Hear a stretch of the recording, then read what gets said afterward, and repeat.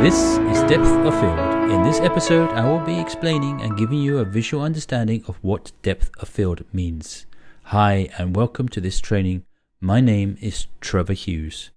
In this session of Better Photography with Trevor, I will show you how depth of field is used in film and photography. We will cover the following areas to give you an in-depth understanding of depth of field. What depth of field is, how to use depth of field so the viewer sees what you want them to focus on, how to measure your lens, what's the difference between shallow and deep depth of field, how you create depth of field with the aperture, how you create depth of field by moving your feet, creating depth of field in auto settings and what problems you will encounter by doing so.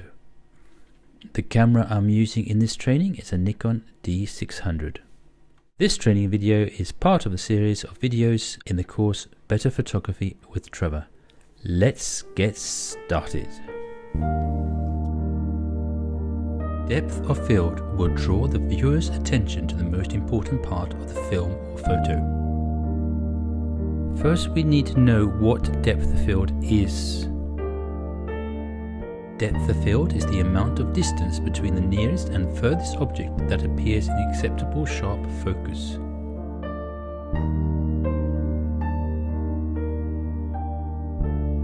I will shortly show you examples of how it is used in film and photography. I would like to show you this diagram where the apple is in sharp focus. Now let's add two lines, and between these two lines is the area that we call depth of field. Either side of these lines, the shot will be out of focus. It is important knowing how much depth of field you have with a certain lens as a cameraman or photographer. You will be able to tell the actor how much room they have for movement before going out of focus. In photography, you are not dealing with actors' movements, but say if you're taking portraits where it is important to get the depth of the head, and one of the most important parts is the eyes in focus all at the same time, then it's important to know the depth of field of that lens. Otherwise, you can throw that photo away. Here in this photo, I have taken a very uninteresting photo of a number. Very boring. But in the next two shots, I have moved my feet. You remember, I talked about moving your feet in my first course on the rules of thirds in the series Better Photography with Trevor. Now, I have a more interesting shot. I'm getting the right distance between the focal plane on my camera and the number I want you to focus on automatically. Did you not automatically focus on the number 8 and then the number 2? I think you did.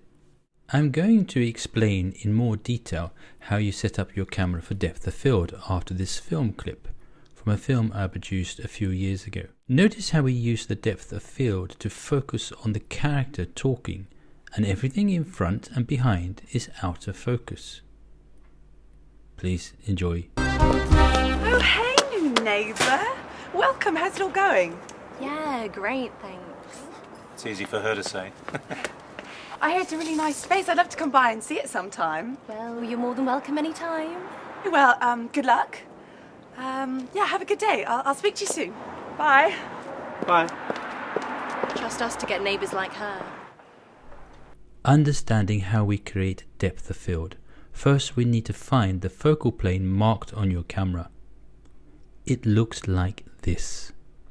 This is the mark you're looking for, and it is often situated on the top towards the back edge of the camera. So what is it? Well, it's the position of a flat surface inside the camera onto which light is focused on, after passing through the lens and the camera housing. It has many names, and I will call it the image sensor, as we are dealing with a DSLR camera. After the light has hit the image sensor, the image is recorded and you will have your photo. It is from the image sensor that your camera measures the focus distance, which is printed on the lens, often in feet and meters. In my example here with these apples, you will see that I have laid a ruler to the side, starting from the focal plane mark on my camera. I have placed the apples out at 30, 50 and 70 centimeters from my focal plane. Now I'm going to pull focus to the matching distance markers on my lens. As I do this, you will see how the focus changes. Looks like the markers on the lens all match up with the ruler, giving me sharp focus at every distance. But notice how the apples, which are not at the distance, are out of focus. Remember the diagram? Oh, pull focus is not pulling the lens off the camera. It means that you are rotating from one distance marker on the lens to another.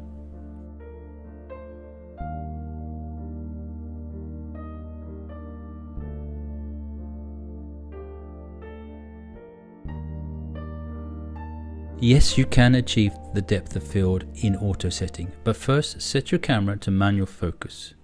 Now, the only drawback is that the camera will control your aperture, often giving you a higher f-stop than you wished for. This will cause a problem, as it will increase the size of the area which is in focus. That's fine, just as long as you know that. We can see here when I focus on the apple at 100 centimeters, even the apple at 80 centimeters is slightly in focus, so a higher f-stop will give more depth of field. Now, the fun begins. Depth of field will change depending on many factors, like what lens you are using, but more often than not is the distance you are from your subject and the distance the subject is from the background. You can also change the depth of field by going to a higher or lower aperture setting. Example, f2 to f9, f9 to f2. That's a wrap on understanding what depth of field is and how you can change it. What was it again? It's the amount of distance between the nearest and furthest object that appears in acceptable sharp focus in a photo or a film clip. Thank you for watching. My name is Trevor Hughes.